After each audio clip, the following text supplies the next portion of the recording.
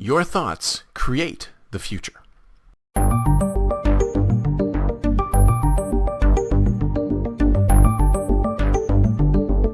It's a new year. 2024 is upon us. We are all looking at resolutions, doing something new and different. It's funny how human beings are like this. We tend to use the beginning of a year, the beginning of a week, the beginning of a month to try and change. Because I think all of us aren't really happy with ourselves like 100% of the time. We all want to change something about ourselves, whether it's something major or something minor. That's why so many people have New Year's resolutions. That's why the gyms are full. That's why so many people try to do something new. And usually by February, March, they failed miserably. But what I have to say to you is that around this time, when people are thinking about changing things and doing new things, is that a lot of times people feel dragged down by their past, by something that they've done before, by what they're like now. And that's something I find really, really interesting, because if you ask me, we shouldn't be using the past to inform our future decisions. We shouldn't be looking at the past and going, well, I'm this kind of person, so this is what I'll be right now. Because we can change on a dime. If we want to be completely different, we can be completely different. If I wanted to get up tomorrow morning and be a completely different person, I can act like a completely different person if I wanted to. There's nothing stopping us from looking at the past and completely ignoring it and going, you know what? I'm not going to be like that tomorrow. I'm going to be somebody completely different. Now, why doesn't this work? I'll tell you why it doesn't work. Because most of the time, we are in a social net. We are stuck in a network of other individuals. And some people might say, well, that's okay. I mean, I want to be stuck in a network of other individuals. I want to be connected to all these other individuals. And the interesting thing about all these other individuals is they expect you to act in a certain way. They expect you to act the exact same way that you've always been acting, because that is what is deemed a self. They know you like this. You're a kind person. You're a nice person. You're a terrible person. You're a nasty person. You yell a lot. You don't yell a lot. You're quiet. You're loud. People know you like that. But that is the past. That's happened already. That's done. You can't go back there. It's over. It's history. The only thing you can affect is your future. The only thing you can do is change your future. You can't change your present because that comes on really fast.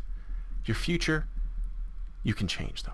You can decide what you want to do next, and you don't necessarily need to be enslaved to your past. But the biggest reason why we're enslaved to our past is because we are in these social networks. Do you think you could, if you were living on your own somewhere else as a hermit with nobody else around you, you could decide to become a French person one day. You could be a completely different person the next day, because there's nothing keeping you to be like that. But when you're enmeshed in social connections, everyone expects you to remain the same.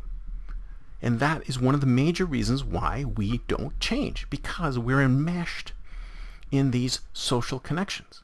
And that's why it's extremely important that when we do want to change, and many of you, like I said, it's 2024, it's a new year, people want to change. They want to be different. They want to do something different about themselves. So you need to prepare your social network and say, listen, I was like this last year, I was like this before, but now I want to do something different. I want to be something different. We create our own future. We can look to the past and decide we want to be like we were, or we can look to the past and say we don't want to be like we were. Just like that parable about the criminal who had two sons, and one of them became a criminal and one of them became a police officer. And they were both asked, why did you become who you are? And they both said the same thing. With a father like mine, what else would I be? You have the ability to decide where you want to go, what you want to do. And the key thing is your own actions. You have to decide to do what you want. You have to decide to change yourself. It's an action-oriented thing. This is why I have a problem with the entire self-help industry, because they put out all of these texts millions upon millions of dollars of individuals spending money to try and become better people by reading what other people have done. Now, a couple of things here is that, first of all, those self-help books that people create, and some of them might be well-meaning, but most of them understand that the people who are buying these books and reading these books will not implement the strategies in these books. Hell, in fact, most of the time, they don't even read all the way through to the end of the book, which is probably where all of the tactics lie. So that's one of the things. And the other thing is that it really comes down to very simple things. You don't have to go out and buy a $40 book to be able to change yourself. You don't have to go out and buy a $50 book or a $100 course or a $1,000 course to be able to do these things. You just have to have the discipline to be able to decide that I'm going to be a different person tomorrow than I was today. Don't let your past create your future. Create your future yourself. Master your future through your own actions.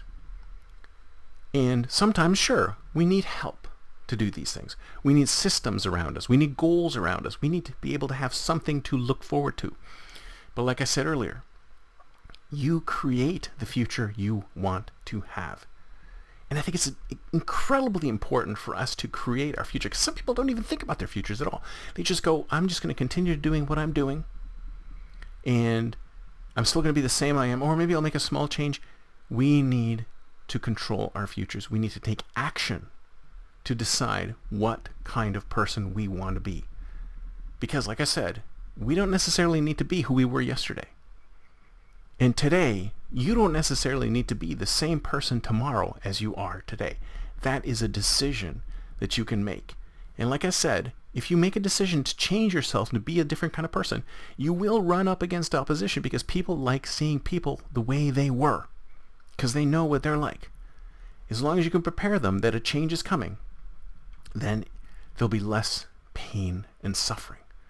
But you are the ultimate arbiter of your life.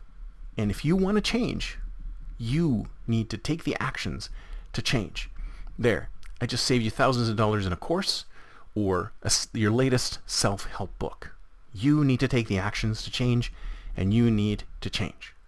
That's it for me for today. See you next time, and until then, don't forget to think future.